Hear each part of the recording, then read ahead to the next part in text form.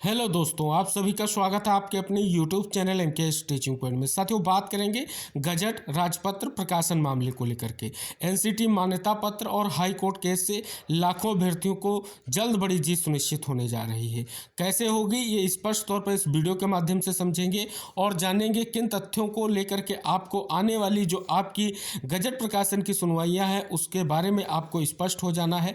Court के सामने क्या तथ्य रखने हैं और मान्यता पत्र क्या आपके लिए स्पष्ट कर रहा है, ये सारे तथ्य इस वीडियो के माध्यम से हम आपको अवगत कराएंगे। निवेदन करेंगे वीडियो को शेयर करें, चैनल को सब्सक्राइब करके बेल आइकन प्रेस कर लें, क्योंकि एनआईएस डीएलएड से संबंधित जो भी महत्वपूर्ण जानकारियां हैं वो वीडियो के माध्यम से आपको लगातार चैनल से मिलती रहेंगी।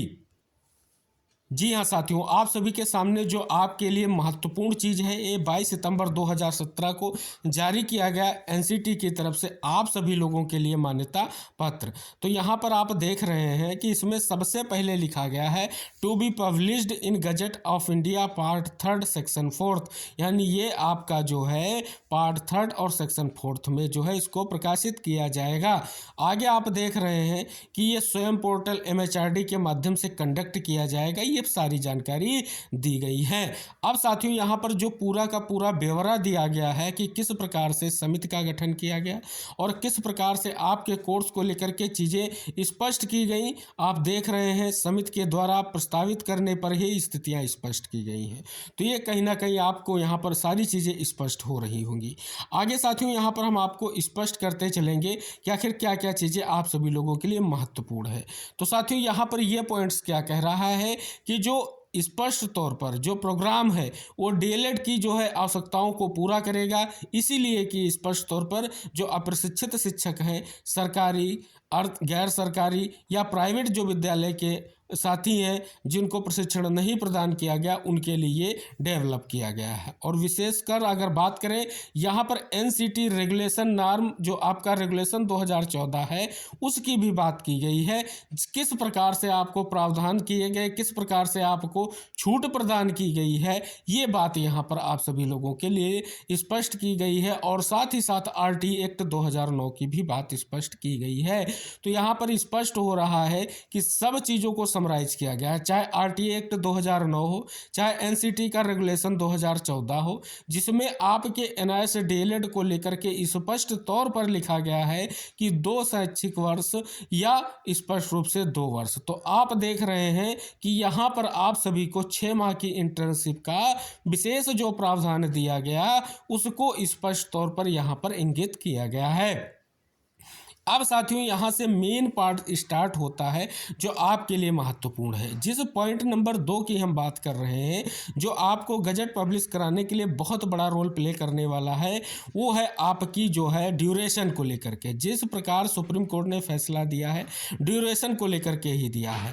यहाँ पर 2 वर्ष में जो 18 माह के साथ जो आपके 6 माह की इंटर्नशिप है उसको किस प्रकार सम्मानित किया गया है, सारी चीज़ें यहाँ पर स्पष्ट तौर पर किस प्रकार से रिलैक्सेशन दिया गया है, वो सारी चीज़ें यहाँ पर स्पष्ट की गई हैं। और स्पष्ट इसलिए की गई है क्योंकि किस प्रकार से आपको मिला है वो यही मान्यता पत्र आपको स्पष्ट करता है। और साथियों, इस मान्यता पत्र को लेकर के जब हाई कोर्ट में केस होगा तो सबसे पहले एनसीटी से जवाब मांगा जाएगा। जो आपने रेजिग्नेशन लेटर दिया है उसमें किस प्रकार से छूट प्रदान की है उसको डिफाइन कीजिए। और दूसरी तरफ यहाँ पॉइंट नंबर 3 क्या कहता है कि किस प्रकार से जो ये प्रोग्राम है, क्या एलिजिबिलिटी क्राइटेरिया होंगी, वो स्पष्ट तौर पर यहाँ पर बात की गई है। पॉइंट नंबर 4 आप देख रहे हैं कि किस प्रकार से स्वयं पोर्टल एमएचआरडी के निर्देश पर इस कार्यक्रम को कंडक्ट किया गया। अब चलिए साथियों, और अन्य तथ्यों पर भी यहाँ पर चर्चा कर लेते हैं। यहाँ पर बात की जा रही है लगभग 11 लाख टीचर्स की जो अनट्रेंड हैं तिनको ट्रेंड किया जाएगा और स्टेट यूटीज यानी सभी के लिए ये कोर्स डेवलप किया गया, ये स्पष्ट तौर पर यहाँ पर लिखा गया है। तो साथियों, यहाँ पर सारे तथ्य आप सभी लोगों के लिए महत्वपूर्ण निष्कर्ष लेकर के आ रहे हैं। और इन तथ्यों पर जब सुनवाई होगी तो एक एक पॉइंट जो है कोर्ट के माध्यम से क्लियर किया जाएगा कि किस प्रकार से आपने ये छूट का प्रावधान जो दिया है आखिर किस प्रकार से दिया है। दूसरी तरफ यहाँ देख सकते हैं कि स्पेशल जो आपके रीजनल डायरेक्टर हैं उनके जो यहाँ पर सिग्नेचर भी हैं, जो स्पष्ट तौर पर चीज़ें इंगित की गई हैं। साथियों, यहाँ पर आप देख रहे हैं कि एक पॉइंट यहाँ पर इंगित किया गया है। इस पॉइंट में लिखा गया है कि NCT act and regulation 2014 other than those relaxed under clause 12 NCT regulation 2014 will be applicable. क्या लागू करते हुए ये छूट प्रदान की गई है रेगुलेशन 2014। और रेगुलेशन 2014 को हमने कई बार डिफाइन किया है कि उसका जो स्पष्ट रुख है ये कहता है कि एनआईएस डीएलएड को लेकर के क्या क्या स्थितियां हैं और क्या क्या होनी चाहिए। तो इन सभी तथ्यों को अगर आप यहाँ पर देखेंगे तो एक अहम निष्कर्ष निकल रहा है। यहाँ पर सारे जो है सेक्शन वगैरह मेंशन कर दिए गए हैं किस हिसाब से इसको डेवलप किया गया। अब यहाँ पर आप देख रहे हैं कि प्रकाशन विभाग की बात करें तो यहाँ पर लिखा गया है government of India press department of publication को जो है स्पष्ट तौर पर जो दिल्ली सिविल लाइंस में है वो कहीं ना कहीं इसको प्रकाशित करेगा। ये स्पष्ट तौर पर स्थितियाँ हुई हैं कि ये जो आपका ये मान्यता पत्र है किसके माध्यम से प्रकाशित किया गया है, तो गजट सेक्शन कहाँ से होता है, तो यहाँ पर आपको मिल जाएगा कि इस प्रकार से स्थितियाँ स्पष्ट होती हैं।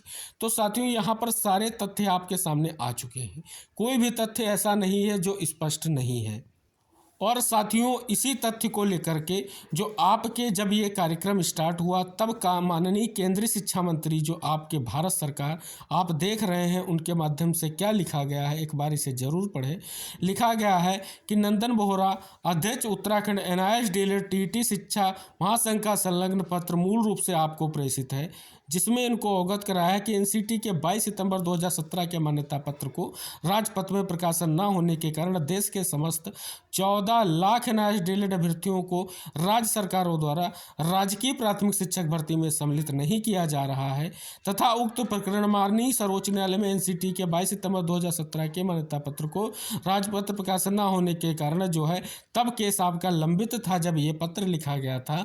जो आपका ये पत्र है स्पष्ट तौर पर 16/11 को लिखा गया था और आपका जजमेंट उसके जस्ट बाद जो है आ गया और स्पष्ट तौर पर इनके ही जो है कहीं ना कहीं स्पष्ट रूप से ये पत्र भी गया है।